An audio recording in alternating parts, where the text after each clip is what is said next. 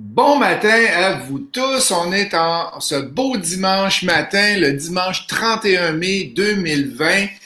Hey, il y a plein de belles activités qui s'en viennent avec Imo Facile cette semaine.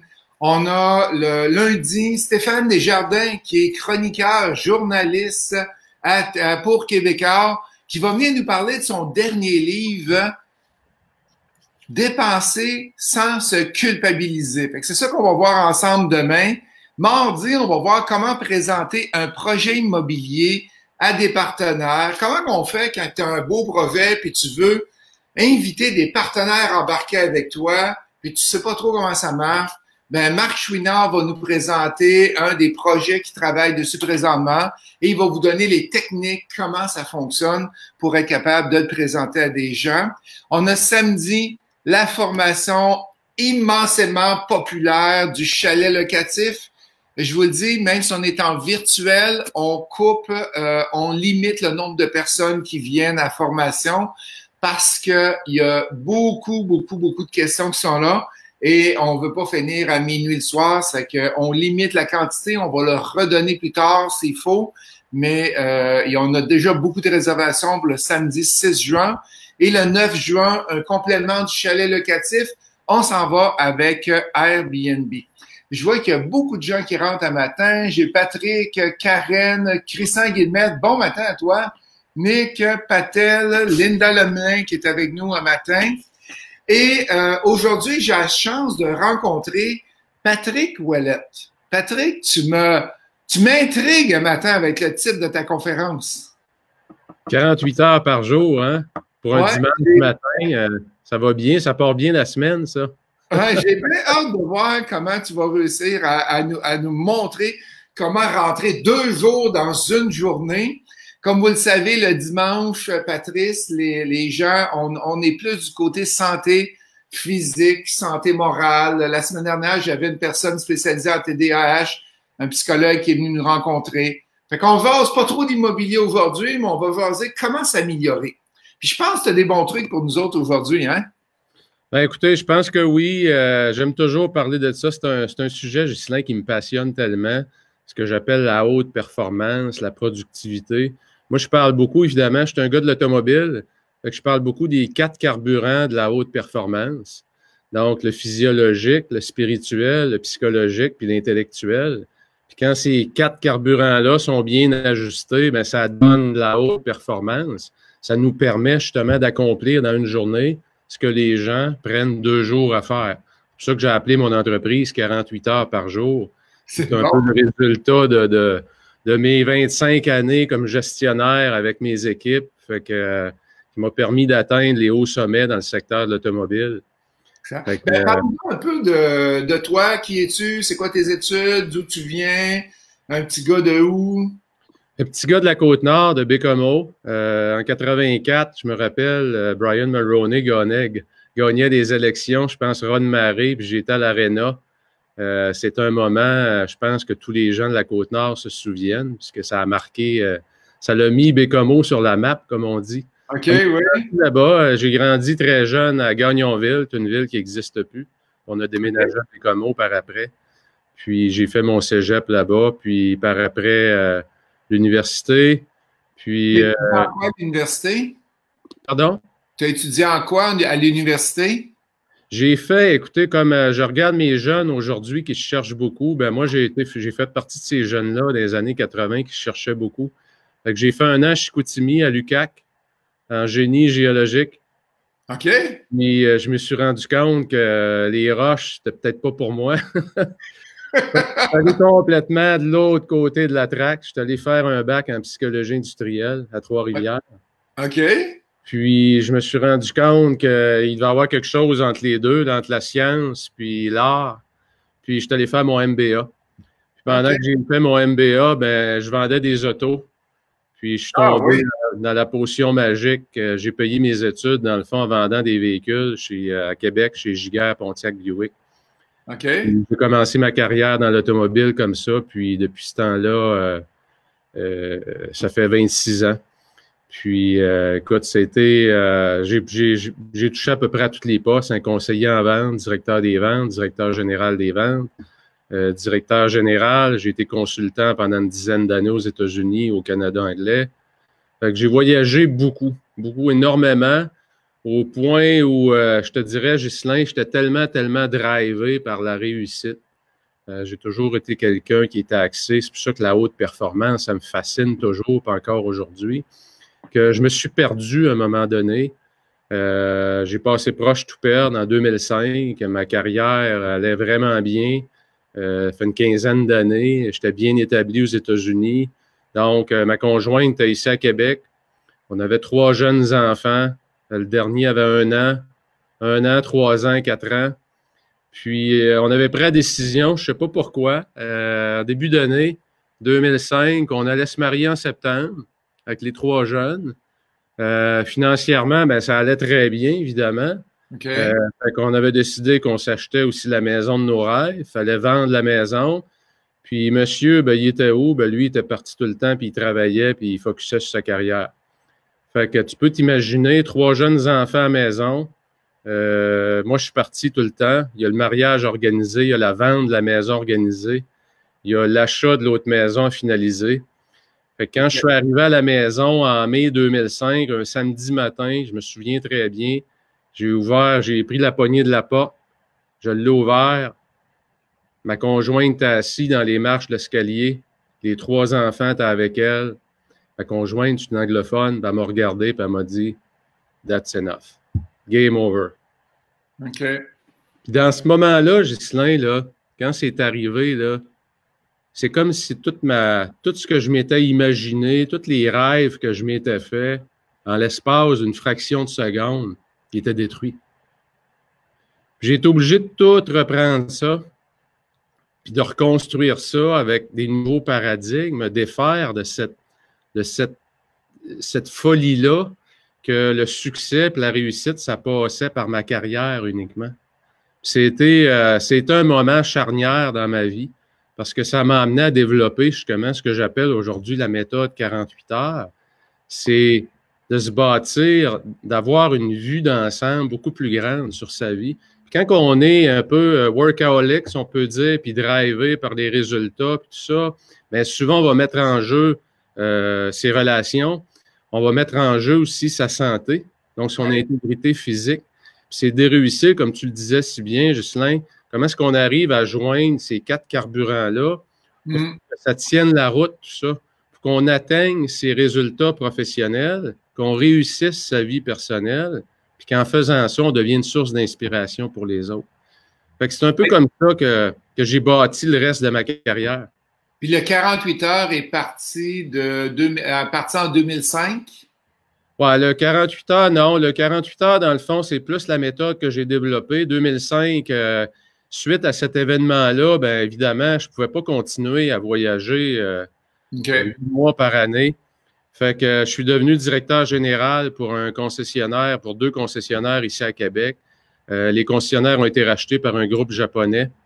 Et puis, chemin faisant, ben, j'ai monté dans le groupe, puis je suis devenu chef de l'exploitation pour les opérations canadiennes. Wow. Donc, tu peux t'imaginer, je suis passé d'une personne à gérer, qui était Patrice Ouellette, le consultant. Je voyageais tous les États-Unis, puis du jour au lendemain, j'en avais 175. OK. Avec 150 millions de chiffre d'affaires. Fait que c'est un choc aussi. On dirait que j'ai toujours évolué. Ça m'a pris des chocs électriques à chaque fois pour évoluer. Mais puis, écoute, en montant avec le groupe japonais, ça m'a permis de vivre des expériences absolument incroyables, faire face à une culture complètement différente. C'est la culture nord-américaine, puis la culture japonaise de gestion complètement différente. C'est un groupe... Tu me donner quelques différences qu'il y a entre les deux? C'est la première grande différence, c'est la vision long terme. La culture japonaise est très, très, très patiente. Elle a une vision long terme. C'est des gens qui sont très, très, très résilients. Puis on le voit dans leur histoire, hein? Alors qu'ici, en Amérique du Nord, c'est la course aux résultats immédiats. Oui. On vient frustrer rapidement. Alors que ça a été un changement de culture, je pouvais me permettre de mettre des initiatives de l'avant. Puis on sait, quand on part quelque chose, il y a toujours un creux. C'est pire que c'était avant, puis le succès vient après. Oui. Dans la culture nord-américaine, souvent, ce creux-là, on n'accepte pas de le vivre. Il y a des gens qui perdent leur job à cause de ça. Alors que le vrai succès arrive pas longtemps après. Dans la culture japonaise, c'est permis de passer à travers ça. Donc, c'était un gros changement. Évidemment, la politesse, la courtoisie des Japonais qui est légendaire, leur accueil, c'est toutes des choses que j'ai découvert.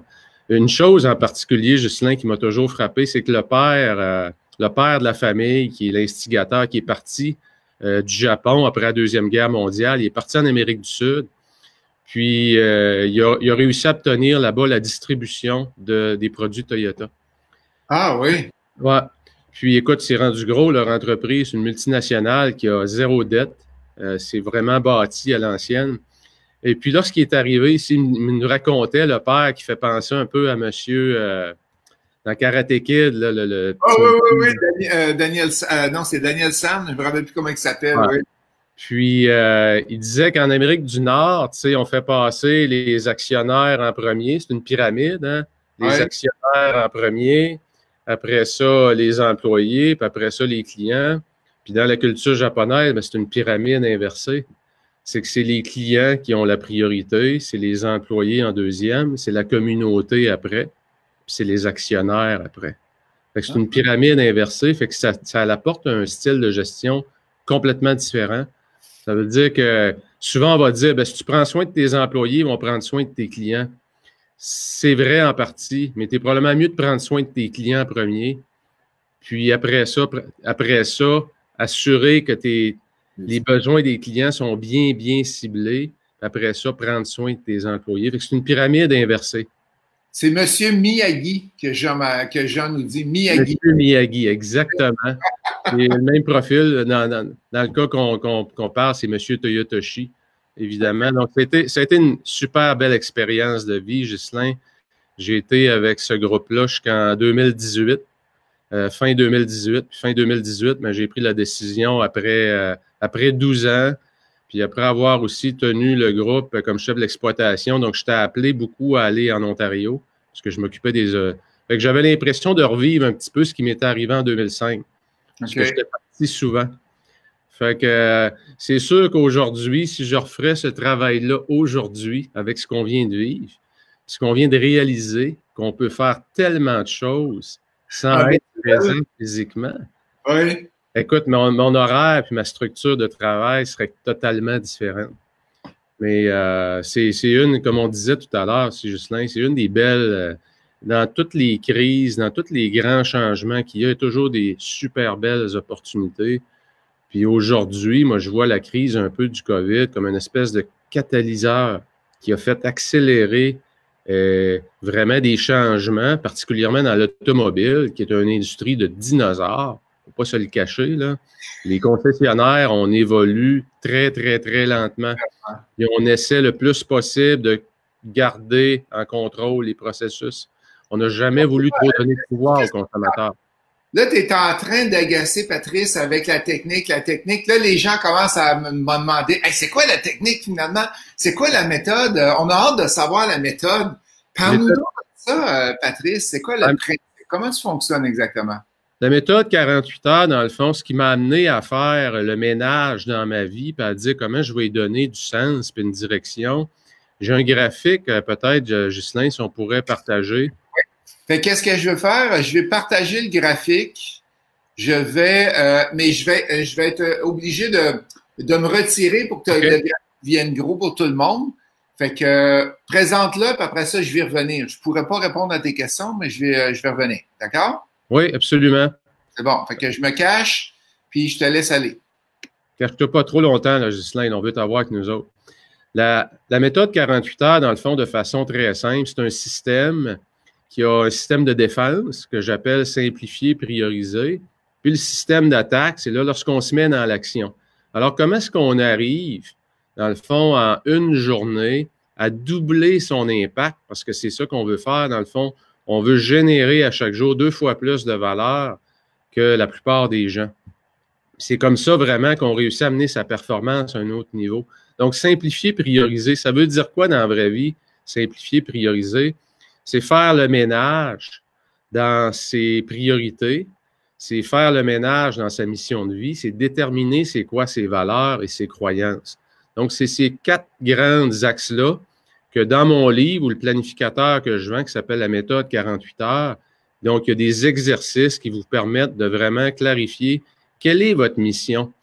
Si on se projette, mettons, dans 10 ans, qu'est-ce qui va faire que je n'aurai pas de regrets?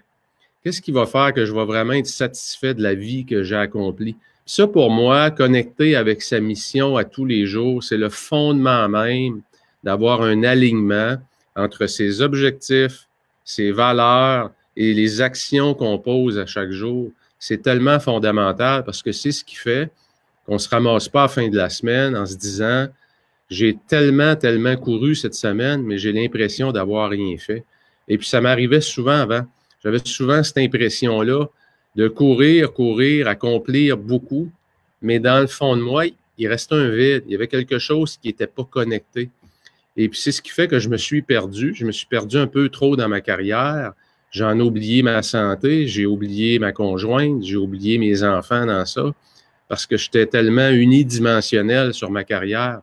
Donc, lorsqu'on fait cet exercice-là de bâtir son système de défense, bien, ça permet beaucoup plus de mettre un sens à sa vie. Et c'est ça qui va faire que nos activités quotidiennes vont être branchées sur nos vraies priorités. Et nos vraies priorités, Ghislain, si on regarde les objectifs, bien, on va aller du côté, évidemment, dans ses relations. Dans mes relations, bien, il y a mon couple, il y a ma famille, il y a mes amis, puis il y a la communauté. Donc, est-ce que j'ai des objectifs précis que je vais avoir par rapport à ça, mes relations? Quel style de vie que je veux? Est-ce qu'il y a des biens que je veux? Qui je veux devenir comme personne? Au niveau de ma santé, au niveau de mes finances, au niveau de ma carrière, puis également au niveau de mon développement personnel. Donc, c'est les 6 grands axes dans la méthode que j'amène les gens à définir clairement pour chacun des axes, c'est quoi les objectifs précisément. Okay. C'est croyance. Donne-moi 2 secondes, je vais juste se repositionner.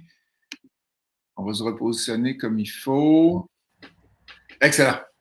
Fait que ça en premier, fait qu'autrement dit, on fait une introspection sur soi-même en premier. Oui. Voir qui on est, où on veut s'en aller. Oui. Et le 48 heures par jour, comment ça s'applique à chaque jour? Tu te lèves le matin à 6 heures, ben, tu fais quoi pour en faire le double dans la journée? Peux-tu nous donner des techniques? Absolument, Ghislain.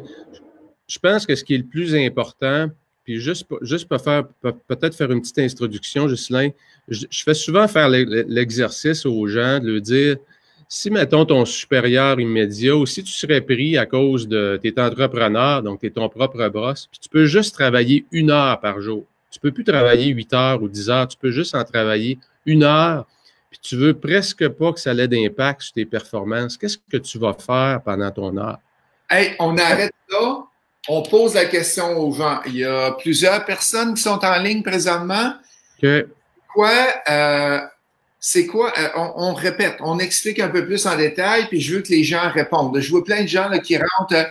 Bon matin, Michel Martel, Linda, Jean-François, Patrick qui est là, Diane, Jean Mador. Merci à vous tous d'être là. Si vous aimez les entrevues, mots faciles, allez cliquer sur j'aime. On veut aussi donner plein d'amour à notre ami matin, Patrice. Patrice, on répète ce bout-là. Je le trouve super important. Si tu avais 1 heure à travailler aujourd'hui, c'est quoi que tu ferais dans ta journée? C'est ça? Qu'est-ce que tu ferais dans ton heure? Autrement dit, si tu peux juste, il y a des contraintes qui s'installent, puis on t'annonce qu'à partir de demain matin, tu peux juste travailler 1 heure par jour. Tu n'as pas le droit de travailler plus, puis tu veux pas que ça ait d'impact sur ta performance, ou tu veux que ça en ait très, très peu. Aïe, aïe. Que tu vas éliminer dans ce que tu fais à tous les jours. Parce que le gros de la question, c'est de l'élimination. Alors, c'est quoi les vraies activités que tu dois faire et qui ont vraiment, vraiment de l'impact sur ta business? Puis lorsqu'on prend le temps de réfléchir à ça, puis qu'on prend une feuille, puis on la sépare en 2, puis qu'on se met à mettre les tâches qu'il faut absolument que je fasse pendant cette heure-là, puis des tâches que peut-être je pourrais me permettre d'éliminer, ça devient difficile parce qu'1 heure, ça passe vite. Hey, Est-ce que je passerai une heure dans ma boîte de courriel? Peut-être pas. Est-ce que je passerai une heure au téléphone? Je ne sais pas, ça dépend du métier qu'on fait. Mais c'est un exercice qui est fondamental parce que la méthode 48 heures part de là. Parce que quand on répond à cette question-là, ce qu'on est en train de faire, on est en train de faire des choix stratégiques sur les activités à haute valeur ajoutée. Et c'est ces activités-là que plus on en fait, et malheureusement, on se fait prendre dans l'occupation, mais plus on en fait, plus notre business avance à vitesse grand V. Et pour un agent immobilier, c'est quoi l'activité principale? S'il y en avait juste une qui doit faire, là, juste une, à chaque jour, ça serait laquelle? Oui, on a un courtier immobilier qui est avec nous un matin, Linda Lemelin, a dit faire de la sollicitation. OK? Hey, Michel Martel, j'aimerais savoir ta réponse. Vas-y, Michel, je te suis. José qui nous dit engager un adjointe. Dominique qui dit préparer. Puis j'aimerais ça qu'on commente après par rapport aux réponses des gens. Qu'est-ce que tu vois? Est-ce que c'est top ou il y a des améliorations dedans? Dominique qui dit préparer les loyers du mois. Fait que c'est sûr ça doit pas se faire à chaque jour, ça, le loyer du mois. Christian qui dit tu dois déléguer clairement et rapidement à une équipe qui t'accompagne. José, engager des adjointes et donner les tâches à faire. Mana, je planifie, je délègue les tâches. Linda, on vient de le dire, faire de la sollicitation. Julie Turgeon, ça fait réfléchir. Ah, c'est bien. Cléo, bon matin, Cléo Maheu. Je me procure le planificateur 48 heures par jour et je fais la méthode Patrice. Je la connais bien, Cléo. Allô, Cléo, je te salue. Je la connais très, très bien.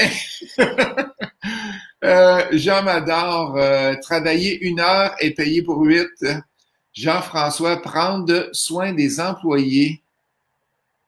Et Michel Martel, faire des entrevues avec Ghislain Rochelle. Sacha, remplir des offres d'achat. C'est très bon, oui. Rima, planification. Jean Mador, je prends 5 minutes de mon heure et je commanderai le livre Planification de 48 heures. C'est bon. José, qu'est-ce qui est urgent, important? Puis José Boulanger qui dit rencontre des clients. Fait parle-nous donc des réponses que tu as vues aujourd'hui par rapport à ton expérience. Oui. Ce qui est important quand on répond à cette question-là, là, c'est regarder dans chaque business, on travaille pour générer des revenus. Quelle activité va avoir un maximum d'impact sur votre ligne d'en haut, votre ligne de revenus? Puis, oui, on peut s'entourer, on peut déléguer, mais si pendant 1 heure, je délègue, qu'est-ce que j'ai produit comme valeur ajoutée? Est-ce que le fait de déléguer, c'est vraiment ça? Je ne sais pas, faire de la prospection, moi, je pense que là, on tombe dans de la haute valeur ajoutée. Oui. Remplir des offres d'achat, je pense qu'on rentre dans de la haute valeur ajoutée. Donc, c'est de faire le ménage, dans le fond, Ghislain. Cet exercice-là, c'est de faire le ménage entre les choses qui ont peu d'impact. Puis malheureusement, on se fait tous prendre dans ça. On passe beaucoup trop de temps là-dedans. C'est ça le but de l'exercice. Puis essayer de faire le moins de place possible à ces activités-là ou les déléguer. Puis faire le maximum de place aux activités qui ont de la haute valeur ajoutée. À l'époque où j'étais chef de l'exploitation pour le groupe Toyotoshi, donc j'avais des directeurs généraux qui étaient à ma charge, si vous voulez. Ben ma tâche numéro 1, si j'avais une chose à faire pendant 1 heure, c'était de coacher les directeurs généraux. Parce que je savais qu'en passant plus de temps avec eux, la ligne du haut, elle augmentait. Exact. Ça m'a pris du temps à comprendre ça. Ça m'a pris du temps à comprendre ça alors que j'étais parfois trop souvent dans la boîte de courriel parce que la boîte de courriel, c'est un puits sans fond. Puis c'est l'agenda de tout le monde sauf le nôtre. Hein? Oui, exact. Fait qu'on finit par se faire prendre dans de l'occupation et on n'est plus dans la production. C'est pour ça que le fondamental, il est là, c'est de faire, je voyais l'urgent et l'important, c'est vrai, mais dans l'important, souvent, c'est rarement des choses urgentes. C'est des choses souvent que comme ils ne sont pas urgentes, on a tendance à les mettre de côté. Coacher notre staff, ce n'est pas des choses que si on ne met pas ça à l'agenda, les chances que ça arrive sont très faibles. Donc, il faut que ça soit cédulé parce que c'est de la haute valeur ajoutée. Et c'est bizarre parce que la semaine dernière, moi, j'ai un coach d'affaires qui me coach à toutes les 2-3 semaines environ. Et il m'a donné comme devoir, Ghislain, c'est quoi dans ta vie, si tu étais capable, tu avais une baguette magique que tu enleverais, que tu ferais plus? Puis là, ça fait 2 semaines que je prends ça, puis je prends des notes, je prends des notes, je prends des notes, et ça, je ferais plus ça, ça, je ferais plus ça, je ferais ça. Et le prochain travail, je m'attends que ça va être quoi? Il va dire, bon, qu'est-ce que tu fais pour l'enlever à temps plein de ta vie et le déléguer ou tout simplement le supprimer parce que tu veux plus le faire? Et ça m'a fait de réfléchir en tabarouette. C'est pas évident. C'est pas faire confiance, c'est d'aller dire, ouais, mais je suis le meilleur pour faire ce job-là. Il y a une histoire, Ghislain, qui circule, je pense, sur Internet. Je ne sais pas si elle est vraie, mais c'est Warren Buffett qui embarquait dans l'avion, avait un jet privé. Puis le pilote d'avion, ben, c'est un pilote qui est un peu à la retraite.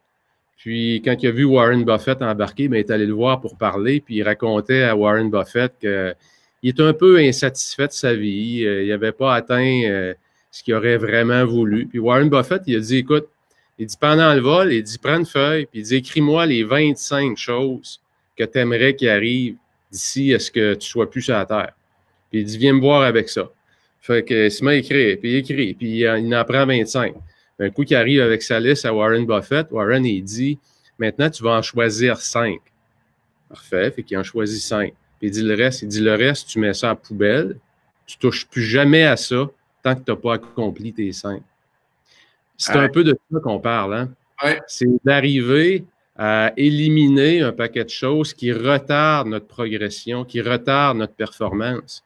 Puis quand on regarde ça fondamentalement, là, notre famille, c'est fondamental, notre couple, c'est fondamental, notre santé, c'est fondamental. Donc, à votre agenda, si je regarde votre agenda, je devrais voir des plages de temps cédulées pour ça. Pas juste que ça reste dans notre tête. Il faut que ça soit à l'agenda. Après ça, dans votre carrière, dans votre profession, c'est quoi les vraies tâches qui vont bouger l'aiguille des résultats? C'est de ça qu'on parle. Et c'est ces tâches-là que vous devez augmenter l'espace qu'ils prennent. Puis un des trucs que je rajouterais, Ghislain, avec ça, ce que j'appelle, moi, les blocs de minuterie, là. J'en ai une ici là, qu'on peut ajuster. Puis j'en ai, écoutez, je suis maniaque de ça, j'en ai de toutes les sortes. OK. La barouette. Et qu'est-ce que ça fait, ça? Ben, dans le fond, ça fait juste utiliser la nature humaine. C'est que la nature humaine aime la performance. L'humain aime savoir qu'il a bien réussi. Donc, quand je me cédule des blocs de temps qui varient entre 50 et 90 minutes, ben, je mets une minuterie en marche. OK. La minuterie, elle est visuelle. Normalement, je travaille avec des blocs de 50 minutes. Et en passant, Ghislain, ça c'est tout documenté par la science. De 50 à 90 minutes, c'est là qu'on va chercher le maximum d'attention possible. Donc, autant que possible, on ferme son cellulaire, on se coupe des notifications. Et pendant ce temps-là, on fait quoi? On travaille sur notre priorité la plus importante de la journée. Je fais l'écriture d'un livre, j'ai un timer comme ça aussi sur mon cellulaire et je me mets 55 minutes. Après ça, 5 minutes, il faut que je me lève. Exactement. Puis là, et ces petits trucs-là, dans le fond, ça nous vient de ce qu'on appelle la loi de Parkinson. C'est un monsieur qui s'est rendu compte qu'il avait été embauché par le gouvernement britannique à la fin de la Deuxième Guerre mondiale parce que l'appareil, la fonction publique, il y avait tellement un boom que la fonction publique grossissait plus vite que le PIB. Fait que ce monsieur-là est embauché par le gouvernement britannique. Puis ce qu'il a découvert, c'est de là où nous vient l'expression que le travail occupe le temps qu'on lui alloue. Donc, si j'ai une présentation à faire qui est dans 2 semaines, bien, probablement que ça va me prendre 2 semaines pour la faire. Si j'ai un rapport à remettre dans 1 mois, ça va me prendre 1 mois pour le faire. Donc, ça veut dire quoi? Ça veut dire que si je gère des équipes, moi, mon année, elle dure 3 mois. Mon année, c'est 1 quart. Donc, c'est pas 1 an, c'est pas 12 mois. C'est que ce que je dois faire en 12 mois, je le ramène sur 1 quart. OK. Donc, je compresse le temps. Et qu'est-ce que ça fait quand on compresse le temps? Bien, on est beaucoup plus vite dans l'action. Okay. On donne souvent l'exemple aux gens. Si vous devez perdre 10 livres, vous voulez perdre du poids, vous voulez perdre 10 livres, puis il faut que vous perdez 10 livres d'ici au 31 décembre, à la fin de l'année. Probablement que samedi soir, ça aura peu d'impact sur ce que vous allez manger. Mais si vous devez perdre 10 livres vendredi prochain, parce que si vous le perdez, vous partez dans le sud avec toute l'équipe, probablement que samedi soir, votre menu va être complètement différent. Pourquoi? Parce qu'on a compressé le temps et l'objectif est beaucoup plus proche. Donc, quand on applique ce principe-là à nos équipes, puis qu'on prend des grands projets, puis qu'on les décortique en petites étapes, puis qu'on met des échéanciers très courts, soudainement, tout le monde se met à ramer vite dans la bonne direction, puis l'entreprise avance beaucoup plus vite, puis ça crée aussi une énergie phénoménale dans l'entreprise. Je l'ai vécu avec mes équipes. Ça m'a, sincèrement, ces deux trucs-là, savoir choisir ce qui est le plus important, puis compresser le temps, ça galvanise les équipes, ça les embarque, puis ça fait sortir aussi rapidement les faiblesses de l'équipe. Et c'est les deux trucs que tu fais à chaque matin. Fait que tu travailles beaucoup avec le timer et le 1 heure par jour. Ouais, moi, je travaille toujours avec ce que j'appelle la base même, c'est le top 3. Donc, c'est quoi tes 3 grands objectifs de l'année, tes 3 grands objectifs du quart, du mois et de la journée? OK. Donc, dans le système, si vous voulez, dans la méthode 48 heures, dans le planificateur, tout est bâti avec le top 3. Donc, on ne se lance pas dans une journée sans l'avoir organisé. Et puis, j'ai la revue du matin et la revue du soir. Donc, le matin, en me levant, c'est la première chose que je fais. Je m'en vais là-dedans. Première chose que je fais, je vais écrire 3 gratitudes.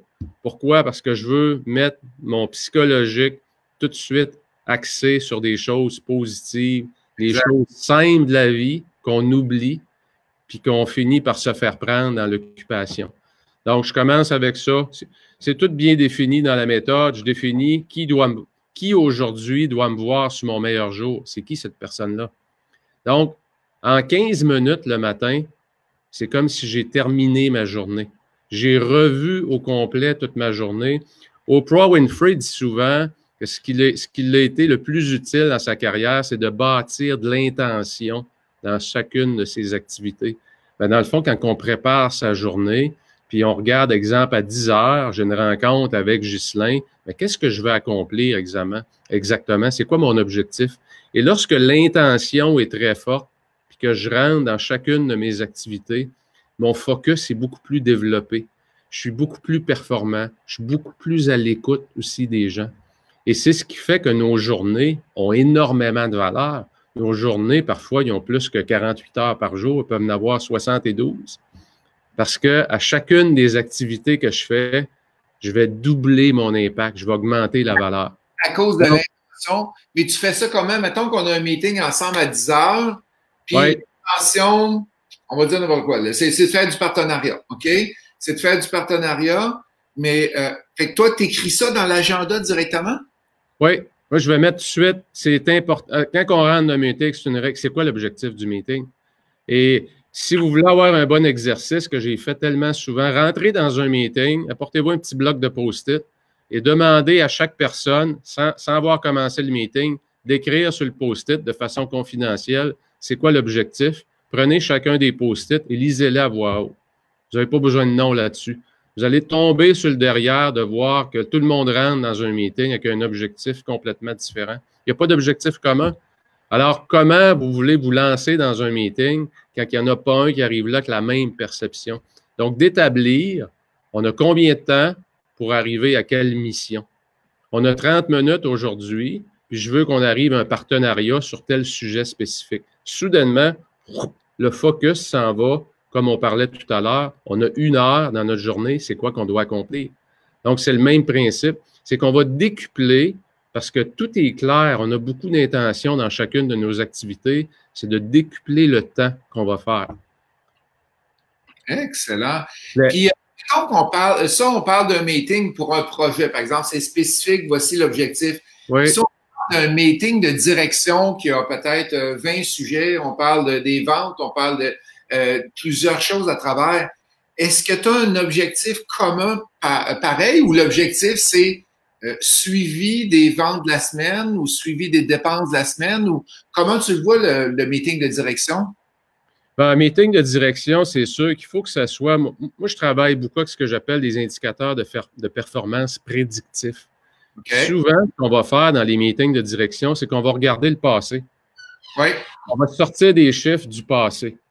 Mais dans chacune de nos industries, il y a des indicateurs de performance qui vont nous dire si je suis sur la route du succès. Exemple, j'ai combien de visites de bouquets. Ça, c'est un indicateur prédictif. Puis plus j'ai de visites de bouquets, là, je ne suis plus en arrière, là, je suis en avant. Fait que vos meetings de direction, autant que possible, passez beaucoup plus de temps sur ce qui s'en vient et essayez de creusez-vous la tête un peu pour penser c'est quoi les éléments de mesure que je peux mesurer beaucoup plus précisément. Puis plus j'en ai dans mon agenda, plus j'ai du succès. Dans l'automobile, bien, plus j'ai de rendez-vous, de booker avec le client à la concession. Aujourd'hui, c'est plus à la concession, c'est virtuel. Oui. Bien, plus je vais vendre des autos, je n'ai pas besoin de regarder dans le rétroviseur. Quand on conduit, le rétroviseur, il n'est pas gros. Le pare-brise est grand, ça veut dire qu'il faut se concentrer sur conduire, ça c'est le présent. À regarder où on s'en va, c'est le futur. Puis le rétroviseur, il est tout petit, on jette un coup d'œil de temps en temps. Malheureusement, dans les meetings de direction, on passe 80% de notre temps à regarder tout ce qui s'est passé en arrière. Oui, exact, oui. Fait que c'est pour ça qu'il faut redonner, je pense, de la vie, il faut redonner du pouvoir avec des indicateurs de performance prédictifs et mettre de côté un peu plus ce qui est en arrière. Si on rentre dans un meeting et qu'on veut couvrir 20 sujets, pour moi, celui qui organise le meeting n'a pas fait ses devoirs. Parce que 20 sujets, c'est impossible qu'on va sortir de là dynamisé. Mais si on a 1, 2 ou 3 peut-être des objectifs maximum, probablement qu'on va sortir avec l'équipe avec le sentiment d'avoir accompli quelque chose. Il y a beaucoup trop de meetings de direction qui sont abrutissants pour bien des gens. Je regarde dans l'automobile, le meeting du lundi matin, c'est un grand classique. On commence la semaine, toute l'équipe des ventes se réunit, puis demander à la plupart des gens, des conseillers aux ventes, s'ils adorent ce meeting-là. Je vous jure que 90% des gens vont vous dire « Si je pouvais m'en passer, là, je serais bien heureux. » Et pourquoi les gens n'aiment pas ce meeting-là d'une concession? On parle juste du passé. Okay. Puis les moins bons n'aiment pas se voir dans le bas. Il n'y a pas beaucoup de support constructif. Il y a juste la mesure de performance. Okay. Et les gens grandissent quand on les aide et non pas quand on fait juste leur dire qu'ils sont moins bons. Donc, si on veut augmenter l'équipe, si on veut améliorer les résultats, il faut être capable de coacher nos gens. Et ces sessions-là, souvent, c'est souvent des sessions de chiffres où on regarde une tonne de statistiques sur le passé. Et c'est rarement là qu'on va amener nos gens à se dépasser. Parce qu'on sort de là, puis ça donne que ça fait 2 semaines qu'on a des problèmes de performance. Ça se reflète évidemment sur nos statistiques de vente. Ben, ça ne nous tente pas trop d'aller se montrer la bête devant tout le monde pour montrer nos chiffres. Mais en même temps, ça fait partie de la vie. Mais y a-t-il des méthodes plus inspirantes? Alors, ça l'a amené à changer complètement, donc à focusser sur le prédictif et beaucoup moins sur ce qui est passé. Hey, c'est tout un virement de mentalité, là. Qu'est-ce que tu parles là? Ah, c'est comme travailler 1 heure par jour. Hein? C'est dans ces moments-là. Il ne faut pas avoir peur de se challenger. Il ne faut pas avoir peur. Le plus dur, c'est de dire non. C'est de renoncer à un paquet de choses qu'on a développé des automatismes à faire. Tout le monde passe beaucoup trop de temps dans leur boîte de courriel. Tout le monde passe beaucoup trop de temps à regarder ses notifications, les textos qui rentrent, ce qui fait que notre attention, là, moi je dis toujours, notre attention est complètement kidnappée à chaque jour. Moi, j'ai tout débarqué, les messengers, sur mon cellulaire, ils ne sonnent jamais à part le téléphone. Ouais. Ah, j'ai 13 textos. C'est que, mais je pogne, puis là, je les fais tout d'un coup. Après ça. Exactement. Regarde, Ghislain, je pense que tu as exactement la bonne technique. Sinon, peu importe la profession qu'on fait, si on est entrepreneur, qu'on est leader, on est à la base drivé. Si on est drivé, on va se faire bombarder parce qu'on va être en demande. Si on est drivé et on performe, on devient plus une personne que plus de gens veulent voir. Et si vous ne développez pas des techniques pour vous faire voir quand vous le décidez et non pas quand l'environnement veut vous voir, vous allez avoir bien plus de contrôle sur les tâches qui ont le maximum de valeur ajoutée. Il y a qui ont de la misère à comprendre ça parce que je ne réponds pas à mes textos tout de suite. Pourquoi? Parce qu'il n'y a rien qui sonne. OK? Fait que là, des fois, je reçois un autre texto par-dessus quand que je les pogne. Puis là, il y a un point d'interrogation avec des exclamations. Hey, t'es où? Mais mon cellulaire, il n'est pas connecté sur ma vigne de sang, là, moi.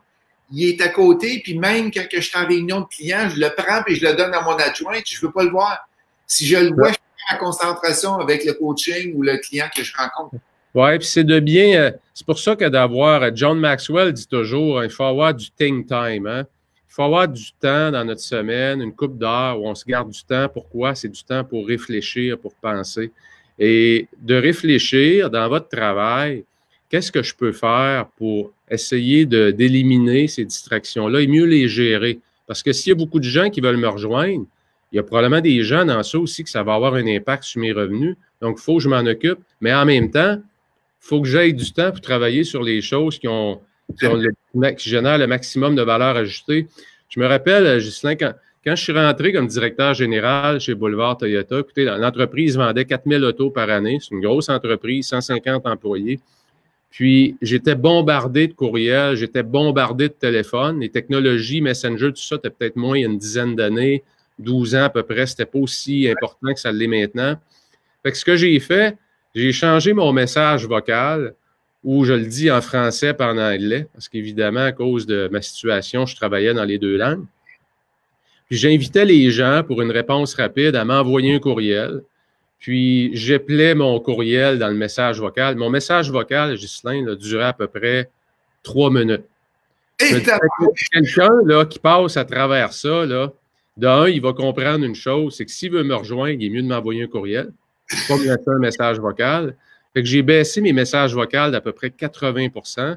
L'autre affaire, tous les vendeurs, puis les solliciteurs, puis les gens qui voulaient me parler pour me vendre la publicité ou à cause de mon poste de directeur général, bien, le 3/4 de ces gens-là, ils se décourageaient avant d'arriver à la fin de mon message. Fait que qu'est-ce que ça l'a fait? Ça a éliminé un paquet de messages vocaux que j'avais pas à m'occuper. Puis ceux que je recevais, c'était souvent par courriel. Tout ce que j'avais à faire, la plupart du temps, c'était de le prendre puis de l'envoyer à un collaborateur parce que ça ne s'adressait pas à moi. Donc, vous, dans votre travail, c'est quoi les méthodes de travail que vous pouvez vous donner avec votre adjointe peut-être qui peut répondre à certains de vos messages, puis qui va faire que votre attention, votre énergie, particulièrement le matin, où elle est au pic, et en passant, je vous donnerai un bon livre à lire là-dessus, bien, votre attention, votre énergie va être concentrée sur ce qui génère le maximum de valeur. Le livre que je vous parle ici, de Daniel Pink, qui est When. When? Ouais, c'est tellement un bon livre parce que je viens juste de terminer de le lire. Puis c'est drôle parce qu'en le lisant, je retrouvais des choses que je ne savais pas que la science, il y avait plein de recherches qui avaient été faites là-dessus. Mais s'il y a une chose que je retiens dans ça, c'est qu'à partir de 2 heures de l'après-midi, prenez jamais de décision importante. Jamais. OK. Puis le livre commence avec ça, c'est captivant. Achetez-le, ça vaut vraiment la peine, surtout quand on est leader, entrepreneur. Nos heures, moi j'ai toujours... Oui, je sais. Pourrais-tu redire le nom et que quelqu'un me le mette dedans, s'il vous plaît? Oui, le livre s'appelle When, de Daniel Pink. P-I-N-K. Excellent, merci beaucoup. Puis, est-ce que tu avais un autre livre à nous proposer? Mettons, tu avais un livre chouchou que tu lis. Cet auteur-là qui s'appelle Charles Duhigg. Tasse un petit peu. Tasse un petit peu dans l'écran. Parfait. Smarter, faster and better. Smarter, faster and better. Excellent. Et cet auteur-là, Ghislain, Charles Duhigg, c'est lui qui a écrit The Power of Habit, qui a été un best-seller mondial. Puis ce livre-là résume énormément beaucoup de choses qu'on discute aujourd'hui. Mais j'ai toujours enseigné, moi, Ghislain, aux collaborateurs, de garde tes matinées pour des enjeux stratégiques. Puis l'après-midi, tu deviens tactique. Et ça veut dire quoi? Ça veut dire que le matin, tu es isolé, tu travailles du brain power. L'après-midi, mets-toi dans le trafic. L'après-midi, réponds rapidement à tes textos. L'après-midi, promène-toi dans ta business, va parler à ta réceptionniste, va parler à tes gens, va chercher du feedback. Fait que l'après-midi, le matin, tu es isolé, tu es stratégique. L'après-midi, tu es tactique, tu es sur le plancher, tu es au champ de bataille, puis tu parles à tes soldats.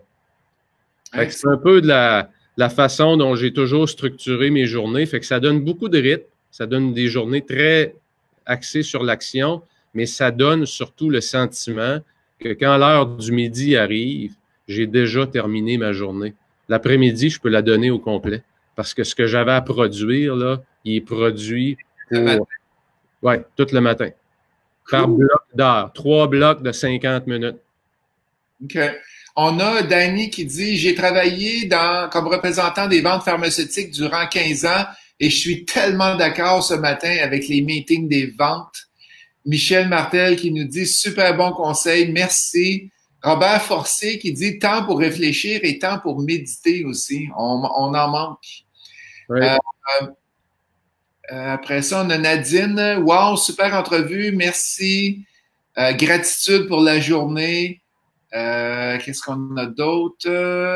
Ah oui, en passant, c'est la fête à Nadine Cormier aujourd'hui. Nadine qui est au coaching VIP. Et j'ai-tu aujourd'hui ou c'était hier? Je pense que c'était hier. Hier ou aujourd'hui. S'il y a quelqu'un qui peut me le dire. Et là, elle change de dizaine. On ne dira pas la dizaine qu'elle change, Nadine, mais tu changes de dizaine, OK? Bonne fête, Nadine. Merci, Mélanie. Après ça, on a Jean qui nous dit les secrets, le lien. Nadine qui dit « Super d'accord avec ça, les matins, c'est toujours plus productif pour moi. » Danny qui dit « Très bon gestionnaire, un vrai leader. » Et Sophie qui nous dit « Nadine, c'est aujourd'hui sa fête. » Excellent, merci beaucoup. Hey Patrice, à toutes les entrevues que je fais, je réserve tout le temps une surprise à la personne qui est avec moi. Okay. Et on appelle ça la question qui tue. OK? C'est quoi? C'est que je veux savoir quelque chose sur toi que tu n'as pas révélé à personne encore, que très peu de gens savent dans la communauté des réseaux sociaux, dans ta business. Et je vais parler un petit peu, ça va te laisser le temps de réfléchir. Ça peut être de quelque chose de ton enfance, ça peut être quelque chose de ton adolescence, des jobs que tu as eus, des voyages que tu as faits, des choses drôles et des anecdotes qui t'est arrivées. Et on aimerait ça que tu nous révèles quelque chose de ta vie aujourd'hui qui, on connaît pas de Patrice, mais ça serait le fun à savoir. Tu penses un squelette dans le placard, ouais. C'est une très bonne question. Écoute, chose qui me vient à l'esprit, parce que ma mère s'en rappelle très, très bien. Lorsque j'avais 7 ans, j'ai reçu une balle dans la jambe, dans le mollet, qui a passé d'un côté à l'autre du mollet. Évidemment, je suis tombé par terre, ça saignait, j'avais une bonne portion du mollet qui était défaite. C'était des jeunes. Mon père, quand je suis arrivé à la maison, évidemment, en sang, mon père était prêt à sortir dehors avec son propre fusil pour aller chasser, pour partir à la chasse aux 2 jeunes. Il était tellement dans tous ses états, les polices étaient arrivés. Ça avait été un événement marquant dans mon enfance, là. Écoute, ce qui m'a le plus marqué, c'est la réaction de ma mère. Mais c'est quoi qui est arrivé exactement? Il jouait avec un fusil sur une balle perdue ou quoi? Ouais. Non, il jouait avec un fusil, puis ils ont vu un jeune qui se promenait. Écoute, c'est arrivé à Bécomo dans le bois. Puis je suis tombé par terre, j'ai été capable de revenir à la maison, mais j'avais quand même perdu pas mal de sang. Puis eux autres sont partis à la course. Je les ai vus partir, puis j'ai comme senti une chaleur dans ma jambe sur le coup quand la balle a passé. Là, c'est venu chaud, évidemment, pour recevoir une balle. Mais aujourd'hui, j'en parle avec... je le raconte souvent, d'ailleurs, cette histoire-là. Souvent, on fait dire un mensonge puis 2 vérités. Là. Oui. Puis, celle-là, c'est rare que le monde arrive dessus, mais ça a été... ça avait marqué ma mère plus que ça m'a marqué. Merci de partager. Si vous avez des questions, il nous reste encore quelques minutes. Si vous avez des questions pour Patrice, c'est le temps de demander. Est-ce que tu me permets-tu, Ghislain, juste de raconter une anecdote qui... on parle beaucoup de changer nos paradigmes, c'est ça qu'on fait, hein, parce qu'on est limité un peu par nos croyances, puis la façon dont on voit notre travail, dont on voit notre couple, dont on voit notre environnement, dont on voit notre équipe. Puis je vous raconte une histoire de Stephen Covey que beaucoup de gens connaissent parce qu'il écrit les 7 habitudes de ceux qui accomplissent le plus.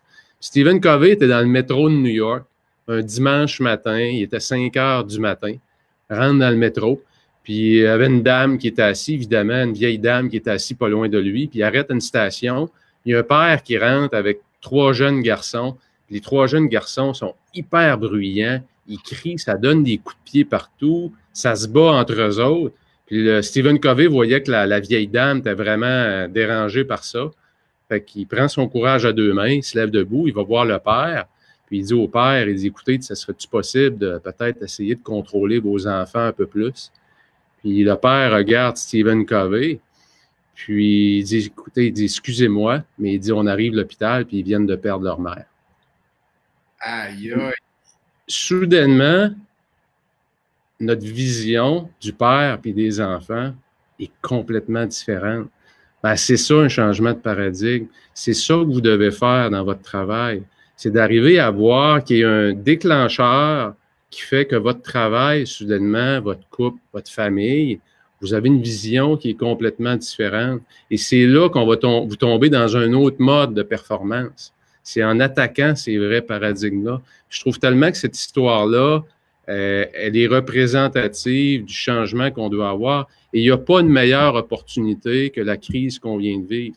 La crise du COVID nous amène à voir le travail d'une façon complètement différente. Fait que profitez de l'opportunité qu'on a présentement. La crise du COVID nous amène probablement à pouvoir passer plus de temps que notre famille parce qu'il y a des technologies qui nous permettent d'être aussi efficaces sans être partis autant. Donc, à travers toutes les difficultés qu'on a passées, il y a des super belles opportunités qu'il ne faut pas manquer. Saisissez-les pour réorganiser l'ensemble de votre vie, vos 4 carburants de la haute performance. Puis on a... Aurais-tu je vois qu'il y a des questions qui sont rentrées, Patrice. Marc Paulin qui demande, bon matin Marc, suggestion d'un livre en français. En fait, ben, écoutez, la plupart des livres que je lis, je crois qu'ils doivent être disponibles en anglais. En français, Think and Grow Rich, je le lis une fois par année. Penser et devenir riche, exactement. Ouais, c'est ça. Écoute, c'est un livre, peut-être qu'il n'y a pas beaucoup de gens qui savent, mais Napoleon Hill, ça lui a pris 20 ans pour écrire ce livre-là. 20 ans. Alors, quand on pense que des fois, on a un projet, c'est un projet d'1 an ou 6 mois, puis c'est long, ça a pris 20 ans à Napoleon Hill pour écrire ce livre-là. Donc, des fois, il faut avoir cette vision-là, arrêter de courir après la gratification immédiate, puis avoir le grit qu'on appelle, la capacité à rester concentré à long terme sur nos objectifs.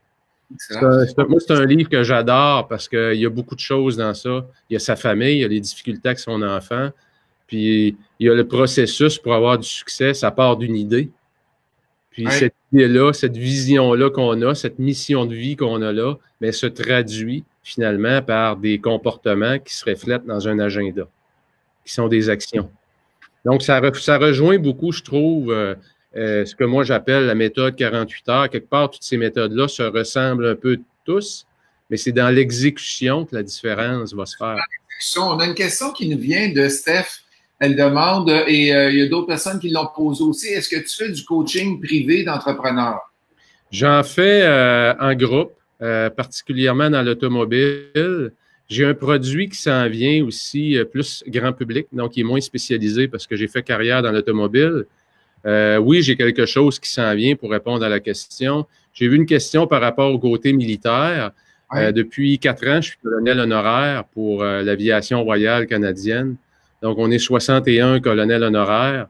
Donc, j'ai pas fait de service militaire comme tel, mais le rôle d'un colonel honoraire, c'est faire le lien entre si vous voulez, la communauté d'affaires, puis notre escadron. Et puis, ça nous permet d'avoir accès à tout le côté, l'arrière-scène, si vous voulez, des missions, des exercices militaires.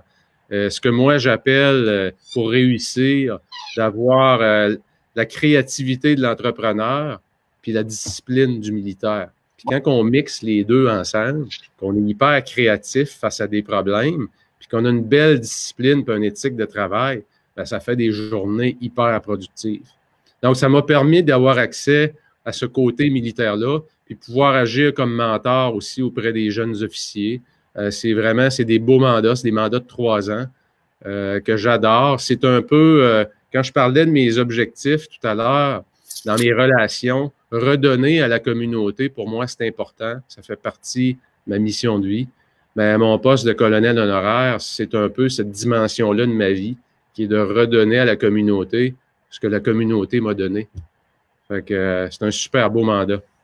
Bien, merci de faire ça pour la communauté, si je peux dire ainsi. Si tu me permets, je vais mettre ton adresse courriel dans le chat.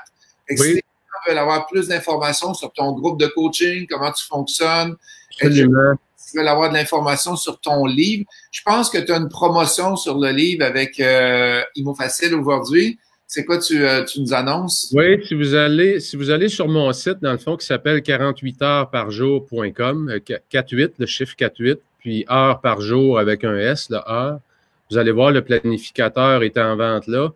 Si vous me donnez un petit 5 minutes après la pause, je vais vous inscrire le code. Vous mettrez le code COVID-19. C'est pas dur à se rappeler. Puis ça va vous donner le transport gratuit pour acheter le planificateur. ID 19, c'est ça? Exact. COVID-19 dans un mot. Parfait, excellent. On a Mélanie. On a Jean qui demande colonel honoraire pour le 430 ETAH de Valcartier. Exact, c'est bien ça. Il y a des gens qui te connaissent. Oui. Excellent.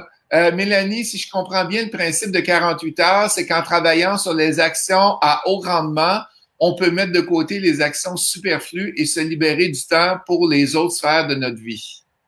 C'est une très, très belle façon de le dire. Ça, c'est un résumé excellent. J'adore. C'est qui, ça? C'est Mélanie. Merci, Mélanie. Beau travail, Mélanie. Fait que Michel va être fier de toi. Son chum, ça. Jean, super rencontre. Linda, je veux ce livre. Et merci, super entrevue. En terminant, si tu avais un conseil, en passant, si vous aimez les entrevues, là, allez nous donner un beau cœur puis un j'aime pour Patrice. Patrice va le partager dans son groupe aussi. Fait qu'il y a plein de gens qui vont qui vont connaître qu'est-ce qu'on a fait comme entrevue aujourd'hui. Patrice, un conseil en terminant que tu pourrais donner aux entrepreneurs, aux investisseurs qui sont en ligne avec nous aujourd'hui? Je dirais le conseil numéro 1, ça serait de jamais se lancer dans une journée sans l'avoir repassé dans votre esprit, sans l'avoir préparé. Et ce qu'on parlait tout à l'heure, là, je pense que ça, s'il y a une chose seulement que vous retenez, là, puis si vous m'envoyez un courriel, je peux vous envoyer les formulaires qui sont dans le guide. Là, si vous ne voulez pas l'acheter, j'ai aucun problème avec ça. Si vous planifiez votre journée avant de partir, avant de vous lancer dedans, ça va avoir un impact majeur parce que ça va vous obliger, dès le départ de votre journée, d'éliminer des choses. Et c'est là que vous allez avoir votre levier pour la performance. Donc, ne jamais se lancer dans une journée sans l'avoir préparé. Excellent. Merci beaucoup. Fait qu'aujourd'hui, on était en entrevue avec Patrice Ouellette, l'entrevue 72 en passant, et je suis présentement à la recherche de la personne pour l'entrevue numéro 100. J'ai contacté Céline Dion, elle n'était pas disponible malheureusement le 30 juin, c'est que je cherche quelqu'un pour le 30 juin qui est l'entrevue numéro 100.